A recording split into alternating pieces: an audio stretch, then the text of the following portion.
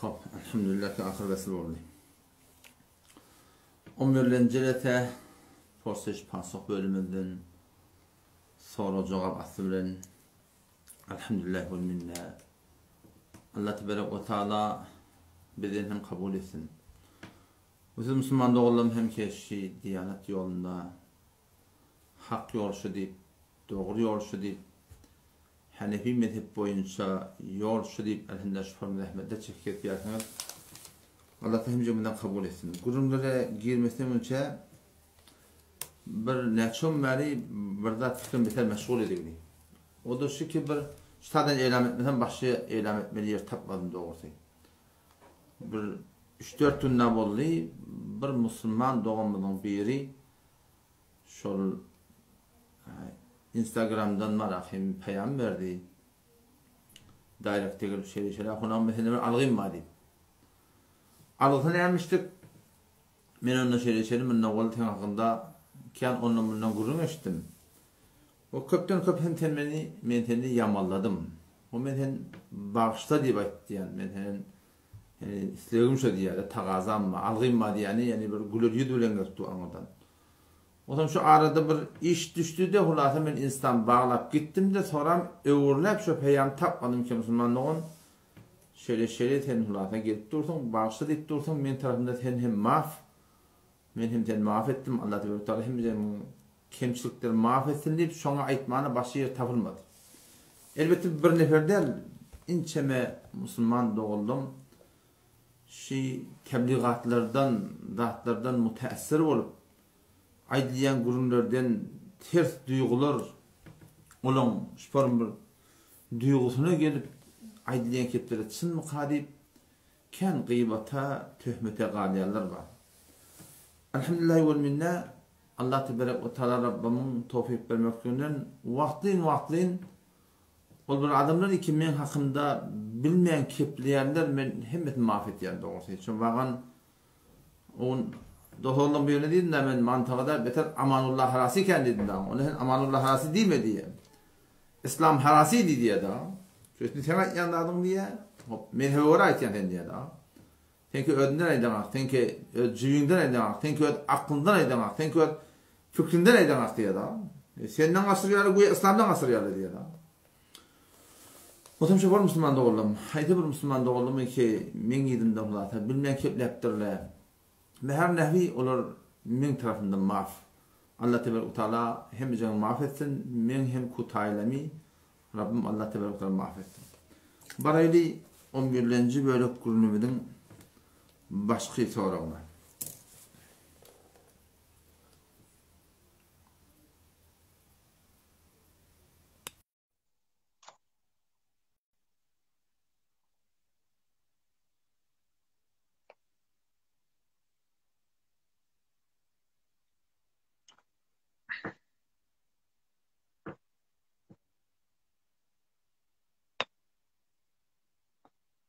Kuşlarına basıp koyayım. 3 nefer içerisinde acayip adasın var. Haydi bir vesiz olsa uğrak gelir.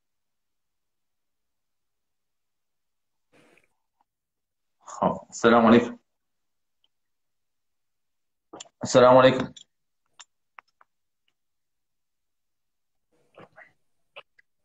Ana olan kavmin. Selamun aleyküm Hacı Akın qoğum, yaxşıdayım Allah.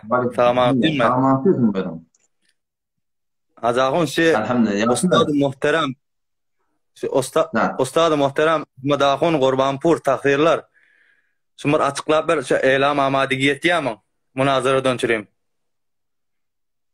Ha yani Ahmedhan Qurbanpur takdir men eylem amadigi edipdir. Men eylem amadigi etdiýärmi diýip aýtýarsyň. Awa sen eylem amadigi etdiýärmiň.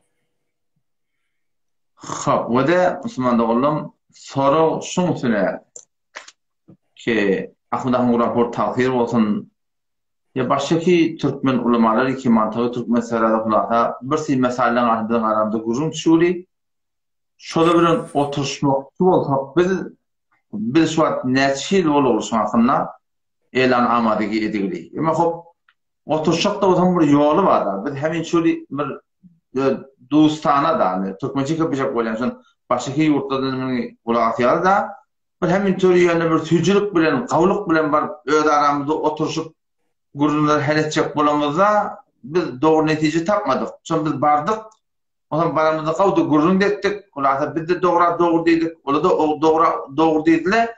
Emma ýerinden çykyp gaýdaman soran ýerimizden bir 2-3 ýerde wölwele turdular. Ay bular bilmeýän beýle, bular şeýle, bular kep etmedik, bular para etmedik. Onşa da adam bize bir şol bir tejribe boldy ki hop her kim oturşmaly bolsa bir düzgün ma sadece bolun. Men pejim var. Men kanalym var, WhatsApp'ım var, Facebook'um var, YouTube'um var. Elbette men hemme faal. Ama bäri başyşyň birden bir resmisinde, Telegram'da ya da Insta'da men hemişe aýdyp gelip ýa-ki oturşak. Haýty bir ahun, haýty bir molla, haýty bir adamy köz ilmuna anamma şu orada bilen birisi mesela hakly oňuşmaň edip berýärmi? Öz kanalyna ya öz pejine haýty bir resmi zadyny elan etsin. 2 kat ýatyn aga şeýle biz ber mebnai fiqh Hanefi ama Allah'ın ýoluna bilen Mufti Abdullah Merdani şunuň cemaat bilen biz oturşmaklyga teýýar diýip 2 kat ýazsynlar. Tarihini bellemek gerekke, mowzuny bellemek gerekke. Galan gurunlar bir eteşikden telefon bilen hemme de hal edip hususy toratynda baryp şonuň hüjreti bolar, şonuň hulata berde bir mekany bolar. Haýdy bir ýer bolar, inşallah oturşmagy teýýär. Hiç bir müşkili ýok ýani. Ahmdan Kur'an bu taýir bolsun her bir aýt bolsun. Ýöne resmi bolmaly. Näme diýip? Şu munun walla şeňe meniş bir dogsa ağlanlyk. Bir tabardagy Ahmdan Kur'an bu taýir ýani oturşak diýdi da. Şol hüjrene geldi. Abi hüjrene bir mo hüjrene de barjak diýdi. Ýöne 2 kat ýal aga şeýle men Allah'ın ýoluna bilen Mufti Merdani bilen öz hüjremde oturşmany men teýýar. Teşin ýalsyn diýip bilýär. Bir ýalsyn diýemizde bu ara yeni bir gurun tanıdı ki Mevlana Gurgiç ara daver vakti. Ben de anlatsam da şundan gittim Mevlana Gurgiç ustadın yanına. Ustad şöyle şey deyip durlar. Sen ara tapt durlar. Seni hakem karar verecek diyorlar. Sen orta gelmeli. Yok bir oturacak ya diye. Ona hafız dedi. Ben dedi gelmene teyyar. Yöne dedi 2 kat yazsın ben pejime dedi. Resmiyet takmanlar burada biliyor musun? 2 kat mı yazsın ben pejime dedi. Ama şöyle men falani hafız yolma bilen men ahmana Kur'an bu tasirladi. Hafız yolma bilen Mevlana Gurgiç'in hakemiyeti bilen ara düşmekte men oturuşman teyyar dedi. Yaz dedi. Yazsın dedi. Men teyyar dedi. On bir de şöyle elan ettik. O kıynatıp da şu ne çeldim bu gurduğuna yok diyende bir 4 yıllar olandır. Gelirse tüyedin beter uzatmayın. Çünkü sonra zoğafın gurduğunu kendine acayip bir daha sordum. Her kim oturuşmakta mene elan amadegi.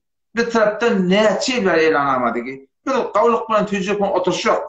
Mevzular hal edecek. Millete gurunlar belli olsun. Yöne yankıvurun. 2 kat pejinde haydi bir resmi zadını elan etsin. Dağlan gurunu etecekten inşallah ölümüzü gurun eder. Milletin anı kovgat almanacak. İktisattan durumu film merdani olur. Öyle aramızda bir hakim belli yaptır. Daha bir vakit yer. Gurun eder inşallah şoparım sana ilanı. Fakşı ders takip millet emetin. Kızavet edecek. Bizim tarafımızdan şoparım eylem amadaki. Bundan var hem postlarda görüyorsunuz. Gurunun abzat aydırlar. Doğrudur. Boldu mu inşallah? Boldu elin ağırman tağcı var. Böyle görün. Sen elin kuru sura var. Boldu. Haşet.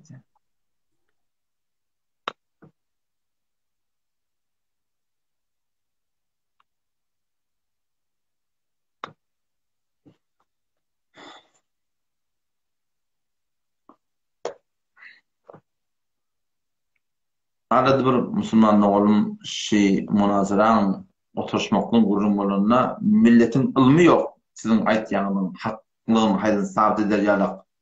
Anlar yalak diye. Ben dedim ki milletin ilmi olmasına milletin aklı var mıydı?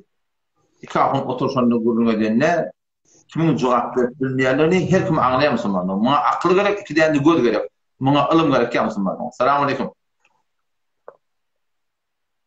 Aleyküm selam. Huncan gawdan ha. Gawdan ha. Gaw Hudaýa şükür. Da garawat ýeşiňe. Huncan men o bada araşkam, tasbih ýerýän kula, işim araşkary. İşlemiň biri araşkary. Şu araşkaryda işlep uzak oran bir sürü adamlaryň sakalyny sıyırmaly bolýar, bir sürü ýeňsel almaly bolýar, diýip, almaly işiň şuna bolar. Onam ştada kiminin qaşol oqar. Kaşımlar avudunda diye. Kaşım dinlet bir birbirinin niye saylatları al. Şahyanat çıkıptırlar al. Şolar ne yazır beni alayan şolar. Müslüman oğlum, sen burada soruyan, sen anırdaki öz işin hakkında demen sana aydıp bereyin, arayışgeri iş bilen, serfen fakat taç kamıl veriyem o zaman. Ya taç var ahim kamıl, ulu korak diyorsan da sifen süren bir şımarı bilen veriyem o zaman. Bunda müşkül yok. Ama şu aradaşı ıslah deyip, bıgaptın, kırkıp, bıgaptın ulotuk koyarlar. Buna şeriatta Peygamber'den kaza diye, kaza. On Peygamber desem serahatan Müslümanları, imanlı adamları şeyle birlikte nehyediptir. O zaman şu arayışların iş sunmaklık. Fakat bana şu saç kızgalt yanmasa, şu doğruna böyle yanmasa, teorecinin doğru yanmasa, ondaki müşkül yok. Ama gelip arayışları edip, kaptallarına da aleyhamız Müslüman doğun işin öyle doğru işte. O zaman şu tanesi ne emedin? Ne emedin? Başarsan ertici mi ödün işini işlerken? Başarmayardın mı? Her işinde dur, Allah'tan dua et. Ya Rabbi Allah, bir de Allah'ın öğreniptir ki harekatimiz şu olur. Ya Allah sen bana tevfik ver, ben arası işe bayan Ya Rabbi Allah deyip sen inşallah sıfırın Kudaytan'ın dili. Ama karşın vurunu. Karşı ve de adamın karşı bir adli halatından ulukan olması var. Gözüne onu düşmesi var biliyor musun? Şu gözüne onu düşüyenlerini adli halata getirmekte şunda müşkül yok Müslüman'da o. Erki adamın kızın halatından çıkarmalarla, gözü onu sallana yaşarak olanda, şolar ayranın aybı yok. Boldu mu Bana sana? ben şu ara şehitler İslam'da. Yok Müslüman doğun, arayışları şu manada ki, taş teorini alıp, nauzubillah saktal seyirip, ya saktal ikçeldip, buna şeriat boyunca doğru işte, dua edin, Allah size arası iş inşallah size verir. Oğlum şu başım çöreği işleyen pulum çöreğim doğru değil mi yani? Müslüman doğunum, şeriat boyunca burada doğru da olsa çıkarıyan pulda da gurrun var. Tenyan kayıt yanmet. Allah Teala'nın Suriye talaqda vaadeti var. وَمَنْ يَتَّقِ اللّٰهَ يَجْعَلْ لَهُ مَخْرَجًا. Her kim taqva ihtiyar etti. Günehe mengileşti karşıda Allah Teala'nın vaadeti var. يَجْعَلْ لَهُ مَخْرَجًا. Men yol açacak dedi Huday Teala. وَيَرْزُقَ مِنْ حَيْثُ لَا يَحْتَسِبْ. Gümen etmeyeni yetirecek deyiptir. O zaman başarsan Yusuf Aleyhisselam'ı alak Allah deyip sol denanın elinden doğru yapılı kafayı örttü. Huday Teala yapılı kafayı açıp verdi. Yo on yalak iman kuvvetun var şuncu var ne terk Müslüman da o şey için. Eğer takkat yer yanmadan bilmeye tasvara islahat yanmadan takkal kıselt yanmadan yok araşken takkacak ama falan şahitteki men takkalın burçunu ilahını yıkalt yani. Teolojiyonel yani. Ya saçmen kamil var akım ayır yani. Onda o şey takkacak falan taklara. Ama bundan gayri o da Müslüman da doğru da o zaman şu Yusuf Aleyhisselam ya başarsan şunun ödünden ayır. Başarmayardın mı? Dua et ya Rabbi Allah ahummalı şey değil de bir davul öğrentir. Ya Allah bana yol açtı. 7 kat atman 7 kat yerden öldür, saklap durunu öldür, eklep durunu öldür. Sana Huday Teala yol açar. Eyvah. Gözde akılca. Bu hak kibedik becersemedi bu hada kulun irad onna. Devrun segi etmeli, ayırmalı. Cefana odalar, cefana koymalı, kaptan almalı, kulah işi mi? Müslüman doğanım işin doğru değil. Bağışla var. İşin doğru değil. Tamam. Böyle. Beni ağırmadım. Ben de doğru değil orada. İnşallah sana şey dua ederim. Başka yol biler, benim yavaşa Men şeyine doğru bağlı kardeşler mi? Bankta işlemekliğe bana pişna harekette de soradılar. Bankta işlemekliğe ecada var. Yöne takva de dedim ben ona. İşlep ya da. Bankta işlemekliğe ecada var. Yöne takva de ben dedim. Ne bedin ahun dedim. Dua et dedim. Şu şeyler Hudaydan dua ediptir. Mealleme Kur'an buldu. Allah cur gelmiyor biliyor. Cur gelmiyor. Bank nerede? Mealleme Kur'an nerede? Bunun öyme göre ne mi? Elle ne mece? Mealleme Kur'an buldum ben de. Sen inşallah Hudaydan dile Allah da sana yol açar. Buraya mı inşallah? İnşallah sen de ne dua et. Ses mi sen? Ses. Böyle mi? Böyle tamam.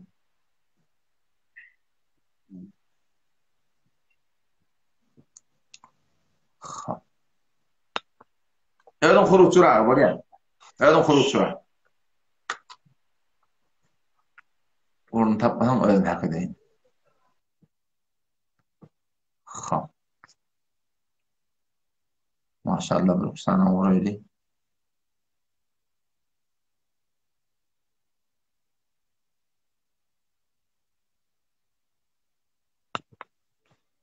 Orayı Müslüman oğlum.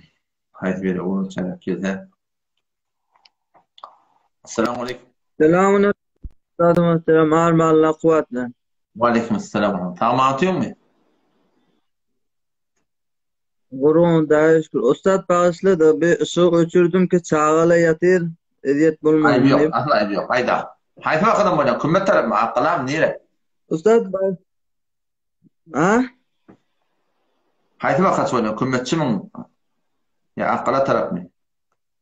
Yo men kelalım. Kelala. Bol inşallah. Zangal olur. Ayda falan. Evvelle sen dairekine kan gelip suallar etiyordum ki. Men Söyleme. ustad bir 2 yıl veri yerek yani o mu? Hava. 2 yıl veri yerek. Yani mesela 2 yıllıdaki hoşgali oldu. Mesela ey derhette yetmen dotmen çıkardı biliyor musun? Ama Hava. men bir 2 yılın üşür zekatı bir teslim biliyor musun? Hava. Ama 2 yılın kıyını bile uyuşurup bir fakir fukara mesela ay cayına kömek bulur, yine bir zadına kömek bulur deyip böyle küçük vermeyen teslim tuttum biliyor musun? Çünkü kamil Mesela. bir yekça vermeli dedi. Üşürün hem uyuşurun mu olsa? O men Hava. şun doğru mu? Men böyle vermeli öyle tarafı verdim de. Ve de sen yerek giyersin. Sonra şunun için ya Müslüman doğumda yerek giye. Oham üşür vermesin giyeceği koyuptur. Hoş sali ottur. Ular doğru küreyi daha çıkmaktır. Üşürün verecek. Şun yerde ne çıktı sen şunun malafın susu olsa ondan bir yok da yerinde birimiz vermeliyim. Müslüman doğumda giyeceği koyuptur. Şu giyeceği koymakta Müslüman doğumda. Ve de eğer tavanayın bulup giyeceği koyum olsan bu güne karşılık. Yok tavanayın yok. Sen kağıtlarını derin ışıttır. O Yok. taraftan adalım küreyi, o taraftan diksin küreyi, o taraftan günoşun harcı harcı. Bölük verenin hem ayıbı yok Müslüman doğumda. Sana icadı yöne. Hatta imkan başladığında saramaz vermeli. Ya kefin adına bir kefa ettim. Eğer ben doğru düşünüm olsam. Hemimizin bir veren de ayıbı yok yani. Başlarsan sen şöyle harman getiriyorsun. Garip kazanın hakkın kullan bir de cüda etmeli. Bir de garip kazanın şimdi paylak koymalı inşallah. Olur mu inşallah? Ve de ustad ötün yıl mesela hatta 2 milyon mu oldu? 2 milyondan 100 tümen düşüyordu öyle mi? Mesela 200 bin tümen oldu. Ben o 200 bin tümen her yılın pulunu cüdaca çıkar koydum biliyor musun? O hem şu ülke bilen mesela bir teslim tuttum bir garibe bir kolda da vereyim deyip biliyor musun? Pullarını cüda çıkardım ki şurada mesela o çok buğday pulunu çıkarıp sayla koydum mesela kenarda. Öyle ben bir teslim tuttum. Ay bir zadi evren şu hasenatı hem özüne kovalım hem eko istifade etsin diye.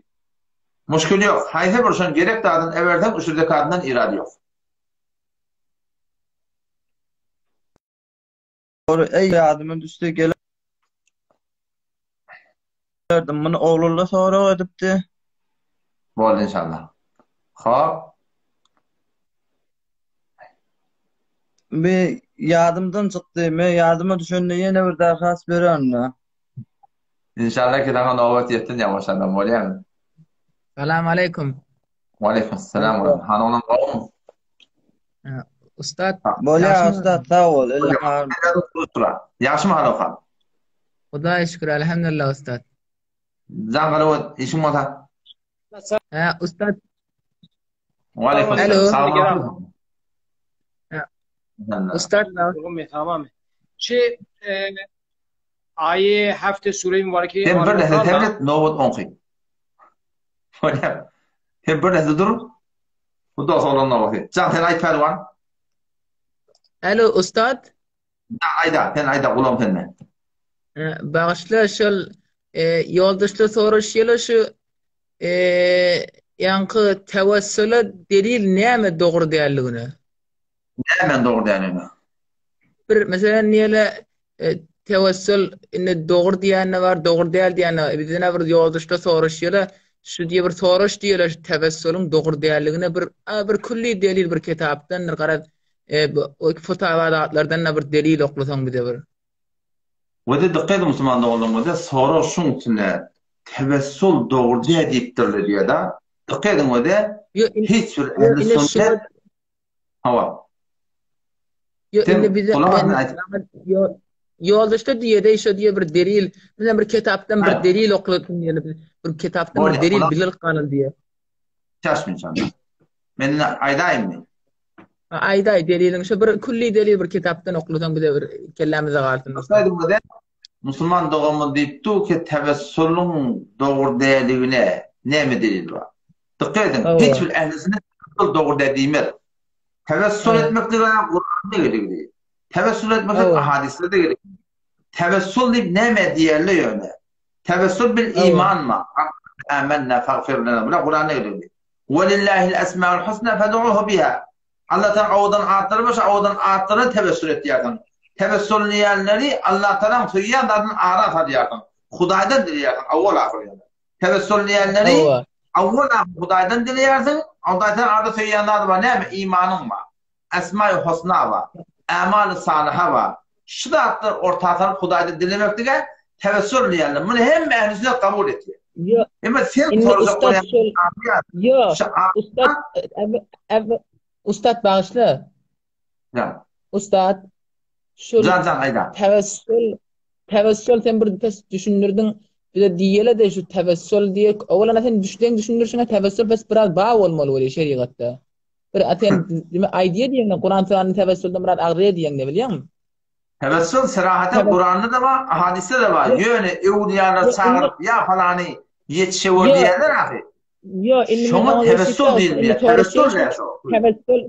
Tevessül doğru bolsa bir tevessülün bir gıydı var olmalı bolýar.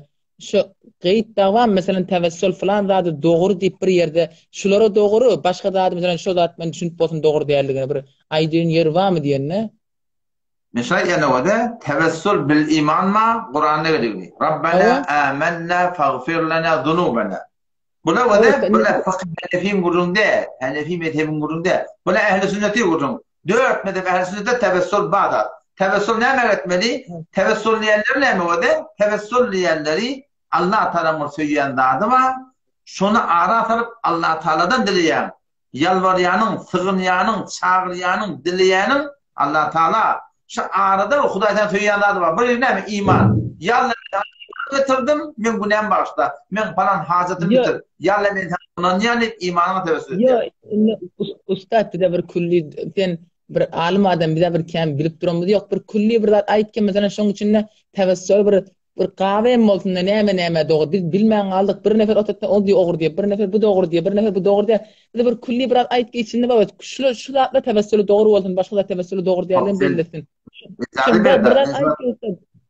Bir soraňyş işler gördüm. Bir ezamemy kepleýin, jogap bereýin, tapmadan kepler.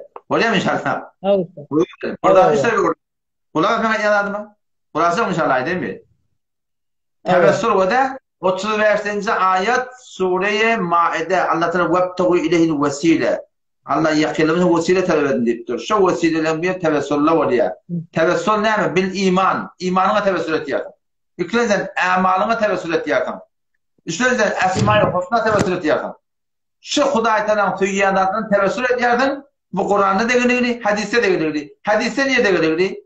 Hadiste Sahih Buhari'nin hadisinde bir üç nefer dağın kevone geliyor. O defeden ulukamı daş katıyor. Her gayti avul öd yaşayışına kav eden işini ortaya atıp Allah Teala'nın dili yerleşi daşa ayırsın. Hudaý Teala doğadan kabul etti ayırıyor. Şuna da tevessül. Değil mi? Kur'an'da tevessül bil iman mı? Hadiste tevessül bil amal-i saliha var. Hem hadiste var ki tevessül ne bitiyor? Şunun doğruluğuna ihtiyaç. Yine sen aytýan gurulmada şu ya evliyalar men çağırayım. Bilmem peygamberler çağırayım, şehitler çağırayım. Buna tevessül değil mi? Bu kullen doğru da Müslüman doğru. Buna kullen tevessül değil mi? Ha, ustad sen qeyd sen inne şu fakat men şu qeydin bir qarenne bir bizden soraşıp durlar biz bir cevap alqadan. Kullen şu mahdudiyet tevessül şu ikidat mı? Tevessül asıl bil iman ve bil amal salih. Asıl şahwa. Yo fakat tamam yer bundan izafa doğru değil mi? Bundan başka izafa Hanefi mezhep boyunca tesmaliýärmi? Tesmaliýärmi? Bundan başka Hanefi mezhep boyunca ya Allah evliyanın hurmatına, peygamberlerin hurmatına, şehitlerin hurmatına dua etsen de bolýar.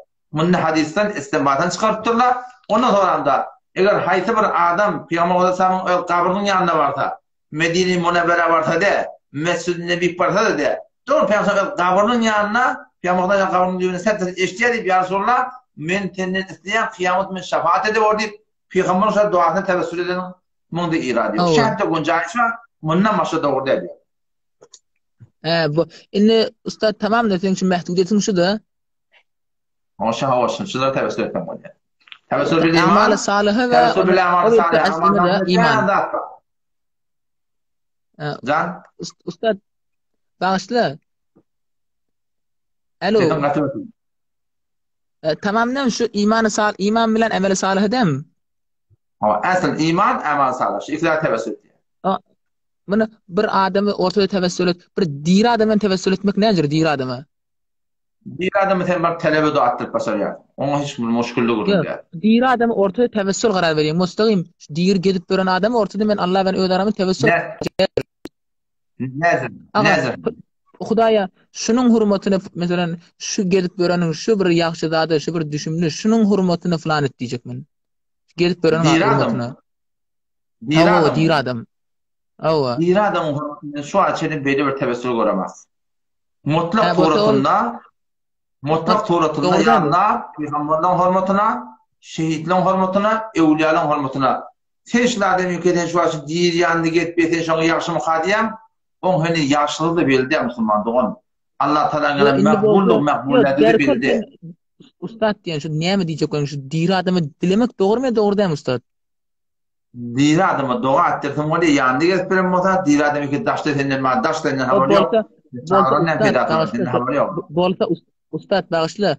O Hazreti Ömer ya İbn Abbas diye o ne oldu? Nerede? O hadiste geliyor ama hadis yankı kitaplarının menne geliyor kullu meşhur. İbn Abbas çağırıyor Ömer bir yerde dir vaktinde. Aydip ver ne evlilik? Aydip ver. Yo ustad bağışla mene bir gedip gören adam yine fakat sual ediliyor biz ortada alıp duruk. Şu kitabın hemmende geliyor men yanında değil yine bar kitaplar koyup ödün eştendirin bu meşhur da ustad eştidir ha. Adam diyecek ki qarı odim ten muddai şu at iddia ki Hazreti Ömer ibn Abbas çağırıptır. Ho men niye çağırıptır diyen. Sen iddia ettin onu bir gören adam. Mene bir de bir ortada gedip gören adam ustad eştiriyor fakat. Hey ustad hoş oldu ustad. Ona da hoş oldu ustad hoş. Şu öktü ustadın getirdi bizden kaptandı diyor Kur'an vallahi. Ustad o meşhur da ustad hemmek deyip göre sen şu dimi yok diyen o kullen bize aydırışı kullen bar diye İbn Abbas kullen Hazreti Ömer çağırıptır hem yerde geliyen olmalı kullen. Hatta o da Resulullah o yan burada ki Resulullah bar mı o çağırıptır İbn Abbas Hazreti Ömer. Baba sen gurun kaçtırıp durdun. Ola yağın yağma orunna Hazreti Abbas'ın dua ettirdi da. Sen şu bir dir adama dua ettir ne mayı var? Çağırma da kim o? Ola yan yapılan adam. Ay hoş ustad bağışladın uzayım olmayır hoş. Hoş ustad hoş. Böyle Allah ya. Onun kuru sura var. Elvan kavm hal. Şu Birçe darma bezahide deyin, yaş oğulları evi veriyerler, belansvet. Ama seni ki burada soramanın yaş oğulları yoktur değil mi? Ama ustadın öyle götün da. Akınağın öyle götün, bir soru cevap da, münazıra deştadi. Soru bilsene biliyemi de eder. Yaş oğulları veriyer, soru onu mu akın? Öyle soru yaptı. Burada diyende gaytan başka burada ilk çekiyor biliyor musun? Hop, taduan, can ayda. ayı hafta Suriye al-Umran'la şunda muhkemat bilen mutşabahattan getiriyor da Allah Teala. Indi ala şu men ahum mollada Karachi hesap men bir Arabiyetini okumayın. Yani eğer tercümetini okuyun. Hesap tefsiri Celaleddin. İhtiyaç yok. Ayda soran ait. İhtiyaç yok. Hani sual şöyle ki hesap şunla ait ya da وَمَا يَعْلَمُ تَعْبِيلُهُ اِلَّا اللّٰهِ diye. Şimdi şu tada alamet vakf geliptir da. Yani şu tada maksat ki cümle tamam mı ya da. Yani şu muhkemat-ı mutşabahatın tevilini fakat Allah biliyor. Ve rasıkhunu fil ilm getiriptir hesap indiki cümletinde. Ona alamet vakf gelende yani cümle tamam mı ya o rasıkhunu fil ilm hesap o cümle mesela zadı ol ya mubtedatı ol ya o faili ol ya da Şol beyle yaguluna var. Yaguluna o Vallahi. fiili. Anam inni şi tefsirlerde bir sürü tefsir hatta kitapların içinde vardır ha. Çarpı Kur'an'da mesela şol alameti vakfi ayrılan yerden imbada şol illallah'tan sonra şol eğer ol alamet vakfi bir ayrılsa yani şon tevilini Allah ve rasihunu fil ilm bilyedi aydip bilyedi. Sonra her kim de iddia edip bilyedi ki menne rasihunu fil ilm pes menne bilyen şon tevilini pes gelsin şu yollan git. Onun bir besap fitne fesad o besap bir mesela ferre bulmana da öğretmene sebep oluyor da. Demek sualım şu ki besap şu şol muhkemat-ı mutşabahat besap şılın dadı ne mi? Bu da Müslüman doğun buradan soraptı. Soru ağırrak kurun. Kur'an'da iki form ayat var.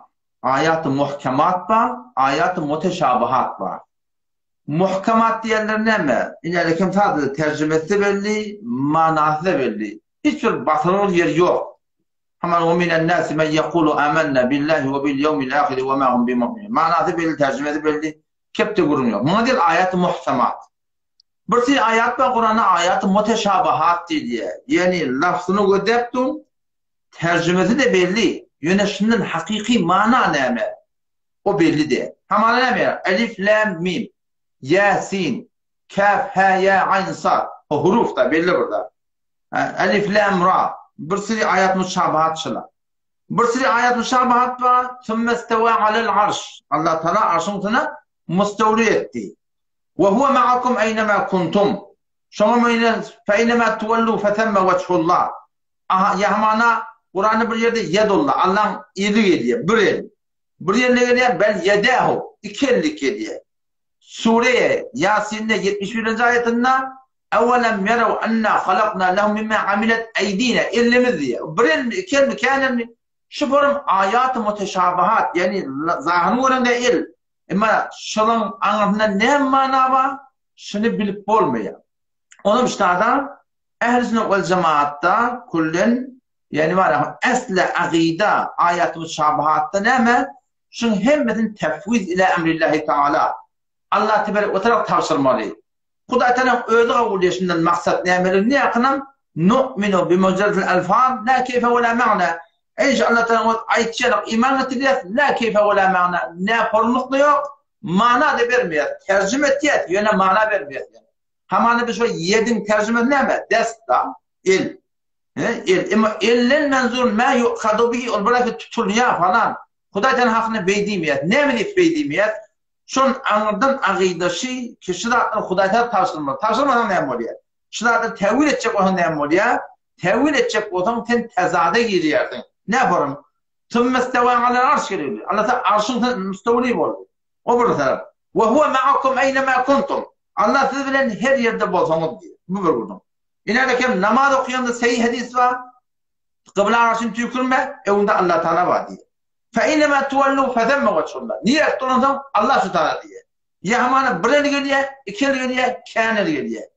Tecri bi'ayunina diptir. Bizim gözlüğümüz bilen, gözlüğümüzün önünde hemen sen marahim, aksın diyen kudum. Onun şu ayat-ı muteşabahatı, esna akideşi, Kuday Teala tavsırmalı, hiç onun hakkında kept etmeler, gurund etmeler, ne yaparım? Aydınmadı Kuday Teala, bir şey imanımız var. Sümmesteva Allah'sı da imanımız var. وَهُوَ مَعَكُمْ اَيْنَمَا كُنْتُمَ imanımız var. فَاِنَّمَا تُوَلُّوا فَتَمَّ وَچَلَّا Onun imanımız var. Her neme göre sonra iman ettiriyat, hiç onun hakkında tercüme etiyat varsa, tercüme etiyat, mana vermeni Hudaya tavsırıyor. Oğlum, işte adı وَمَا يَعْلَمُ تَعْوِيلَهُ اِلَّا اللّٰهُ olanlar, şunu asıl tefvil şey, şu asıl akide şey, emrette bir rakba yöne, hayırlı kurulunda da, sahabının da arasında, ilerlekimen bir lehze, ayetini getireyim. Sure-i Zümer'de geliyor.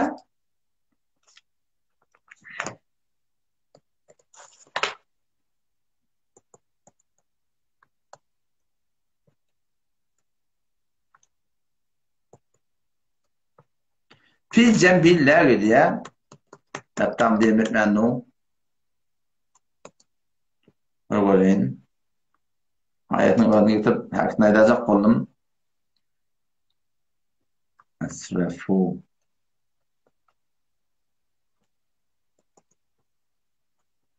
Neptamın gariptir. Demet ben. Ha.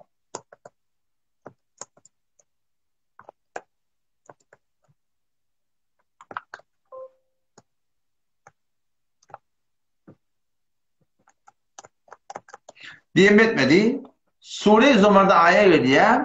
En tekulu nefsu ya hasrete ala ma ferrattu fi cembillah diyor. Ki tövbe edin diye Huday Tebarek ve Teala ol bir günün önce. Ondan önce ki men Allah'tan fi cembillah Allah'ın kaptalını kemçilik ettim diyen durumda. Allah Teala kaptalı yok. Huday Teala bir mesal zat, bir nihayet zat. O da fi cembillah'ni hayr kurunun fetava diye. Tefsir-i Teberi'de de geliyor fi ta'atillah diptir. Yani bazen beraber mecburiyet bir mezuriyet hayr kurununu da bazı ayet müşabahati tevil ediptirler, başka mana veriptirler. Om der kul asl aqide şu tanayet yanım ve ma ya'lemu tevilehu illallah ve rasikune fil ilm şu tanayet yanım ayetmedi. Bazen yani seleften şunu yarak bir teviller ortada bottur yani. Hop sen başka bir has ayetacak durum varsa? Yo memnun mutşekkir. Xahiş etmem. Allah yaramaz. Edin kuruluşlar Müslüman onu.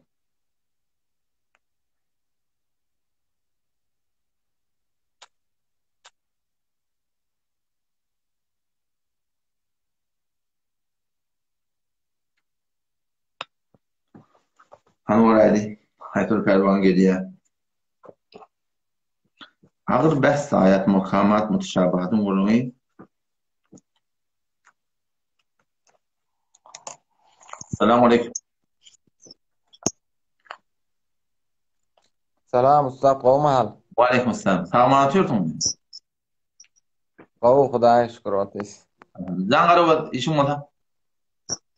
Usta bir sorugum maşın nuzulun rabadan. Jamiyede de hey wara şulun käňelip ýödüň bilýändiň nädirin. Doğru haberim var. Onum ne biz özümizden tutayla bir ýoldaş oglanma, ýaňşoň bilen bahse bir şejere pul gezdirýär onam. Amana ne erti bir ýoldaş oglana maşina bermeli bolýar. Bende Huda maşina meselen sement gurrun etdiler. Aga näçe kıymat ne hududun bilemek 200 hordeý diýdiler.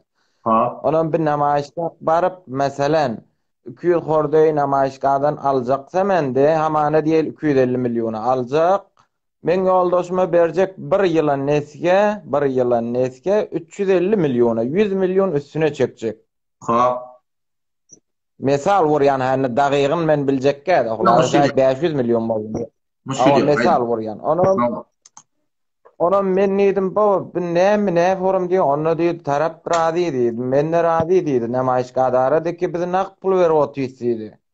Ha. Bir de ýoldaş oglan neydi? Maşynyň senedinde urmal bolsa müşkül ýok, men uraýyn neydi? O da diýdi, o da razi 350-100 milyon baha alypdy, ýöne razi.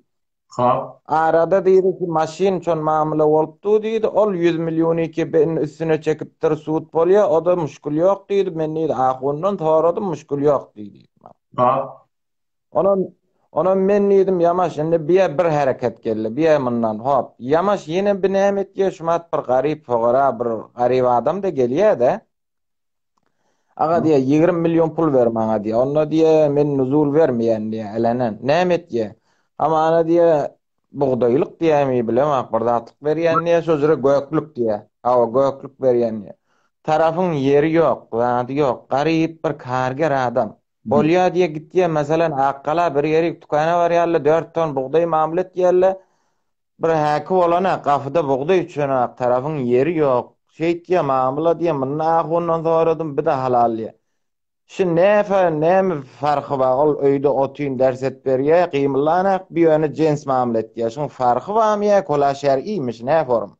Wede mun hakkında men bir beren gurrum var inşallah story goýaýyn.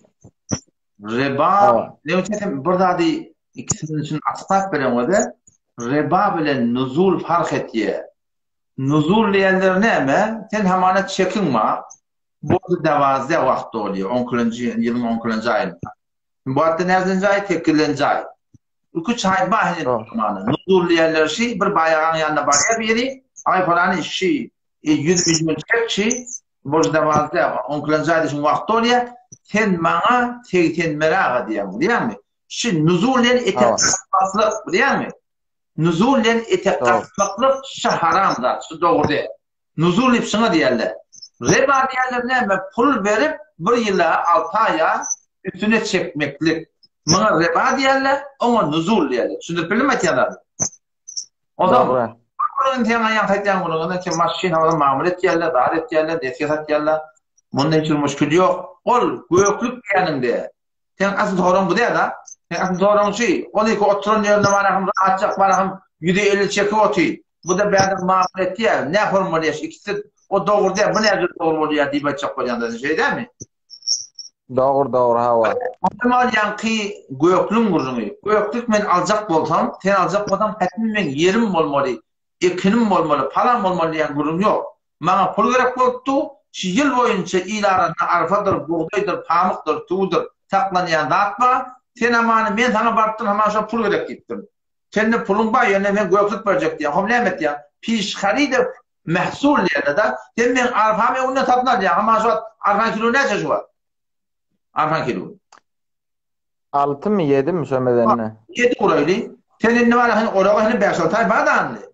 Sen ne evet diyorsun? Aa, sen ben senin buğdayını tatırlar diye ondan böyle 5'in tümünden alacak diyorsun. Biliyor musun? Onu sen pişkali de diyorsun. Sen orada otadan peyda olmalılar. Buna diyelim bu yokluk. Buna doğru ama bunun sonucu ne? Ne mi deyip buna doğru diyorsunuz ki dersede de kârre. Biliyor musun? O ilk oturanların hemanını ders etmeli ya lahi. O mumura adamlar almasa o ne doğru de. Mesela hakkını veren gurun var mı? Bırak gurun isteyen mi? Ki o da sadece gurun yöneşi. Sadece gurun şey.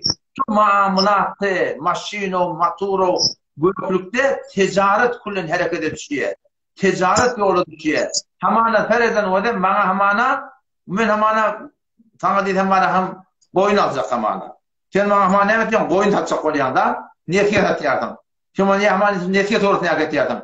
Mamulet yattı. Ama sen gitiyordun bana oyunuma gelip koruyan. Tahtın alayan. O maşin çağırıyan. Maşin çağırıyan. Maşin çiyolla maşin harap koruyor. Tençer koruyor. Yeni burada koruyor. O oyunu ne göre koruyor? Taşa göre koruyor. Ona iyi göre koruyor. Kefek göre koruyor.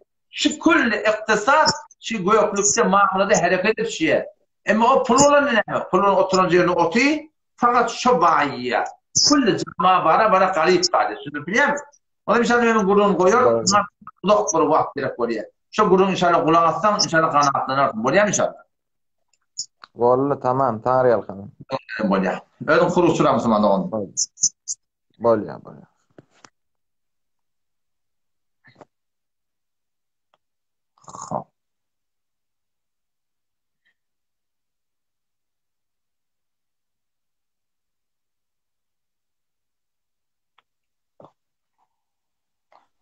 Assalamu alaikum.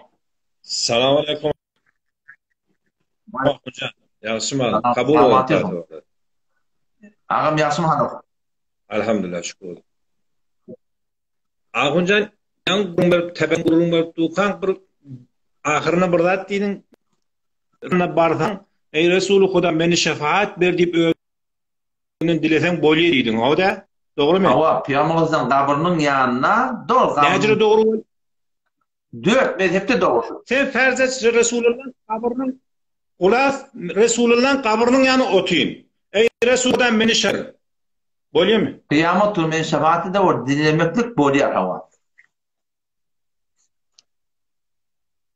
Ahun ağa, şu tadı doğru olacak bu tadı daş olan doğru olmuyor mu? Delil ne mi? Doğru değil, sonra tetin eşten. O necre o kabrde işliyor o yakin. Ölükten mi? Yani. Peygamberimizin mübarek hadisi var. Bu bir icmai akide. 4 mezhep ehli sünnette Resulullah sallallahu aleyhi ve sellem bana daştan salavat salam verilse onunla bana şu yetiştirilye eğer kabrın yakınına bana salavat salam verse ödüm eşdiyen deyiptir. Sağ ol. Dinami deyiptir bana salavat versen deyip. Demendir ki menden kömek isleseniz, menden şefaat isleseniz. Sünnet ber'in ki biz ona salavat versek eşdiye. Ya akte fereşte. Onu bir eğer önce olacak bolsa bir bid'at bol, yani sünnetten çıktığı olmayamış o meger. Fakat biz salavat versek eşci havamının kabul. Müslüman olmadı. Emma men barıp ondan şefaat istedim. Ayşe.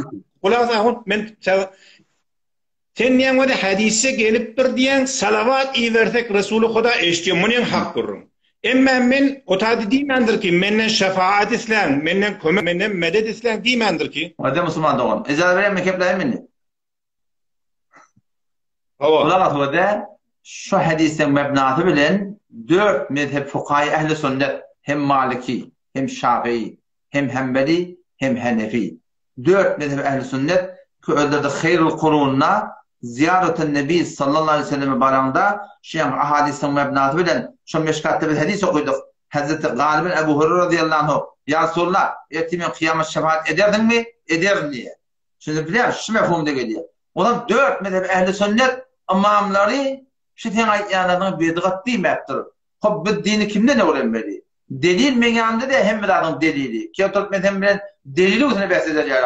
Netel mujtehid, nemel mujtehid. Yo men yo delil gerekken. Aya şimdi sahabelerden sabit mi bir de mesela Resulullah'ın kabrinin yanına barıp durun barmandı. Hayrul kurunna.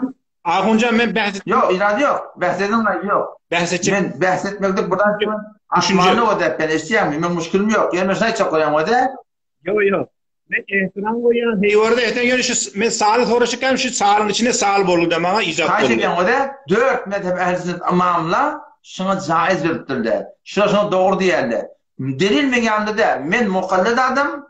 Delil mukallid kavlul mujtehid.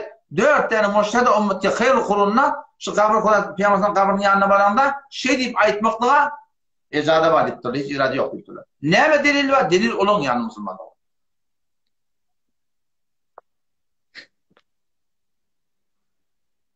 Bir aya men şunu kabul etmesem irat var imanıma. Kabul etmeyen. Ben ehl-i sünnet vel cemaatın ecmai bir meseleni kabul etmem. Ecmai mesele bir. Yok şunu men aslında kabul etmesek imanıma da zarar İmanıma getireyim. zarar getirmez. Sen ehl-i sünnetten çıkyan dost. Ecmai mesele. Ecmai meselede ehl-i sünnetten çıkmalı. Ecmai meselede ehl-i sünnetten çıktın, sen Müslüman. Başka burada de. Yani ehl-i sünnette dost. Bir ecmai mesele bir. 4 mezhep ehl-i sünnette hem bir mezhebe çok tükürtürler, şibbadat Müslüman doğru. Fakat indel kabr, Peygamber Efendimiz kabrının yanında. Ahunca men vaktini almay sonra daire kinlerlerini, sonra hususi geler. Bu düşmen heyvat. Bana. Öyle hoş.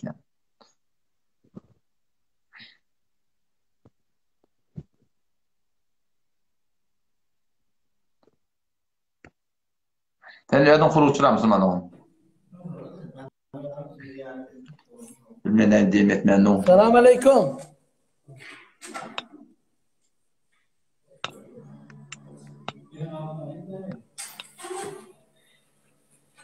Selamun aleyküm. Allah.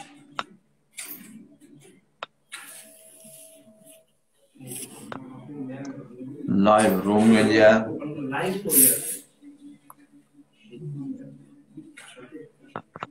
Zahiren bir üç nefer navada durun yarak. Men ordum gelin akla. Anwar Ali.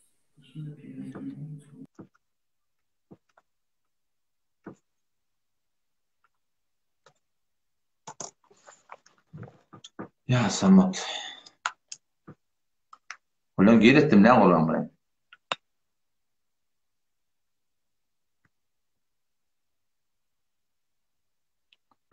Hop belli olacağını sabit adama buraya sonra var.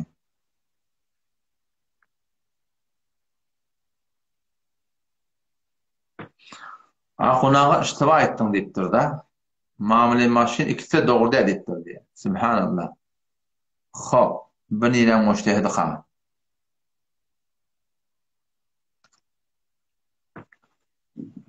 Ağım sen çıkabilmen o zaman.